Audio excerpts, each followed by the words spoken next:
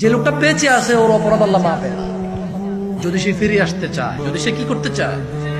আল্লাহ বলছে ইল্লা মান তাব, অতঃপর অপরাধী যাই করুক না কেন, যদি সে তওবা করে, সিদ্ধান্ত নেয় যে আমি আর এই অপরাধ করব না, ওয়া আমানা, এবং ঈমান আনে, ওয়া আমিলা আমালান সালিহা, আর কিছু ভালো কাজকর্ম করে, সৎকর্ম করে, ফাউলাইকা ইউবাদদিলুল্লাহ, তাহলে এই যে পিছে যে সে শত সহস্র হাজার কোটি বছর বেঁচে ছিল, এই দুনিয়া আর আসমানে জায়গা হবে না এত যে সে গুনাহ করছে।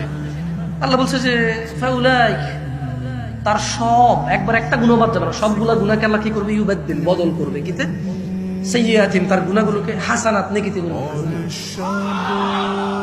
কত সিম্পল ট্রিক না? এই শিরক হোক, বিদআত হোক, আল্লাহর নাফরমানি হোক, এই সবগুলা অপরাধের জন্য মানুষ যাবে জাহান্নামে।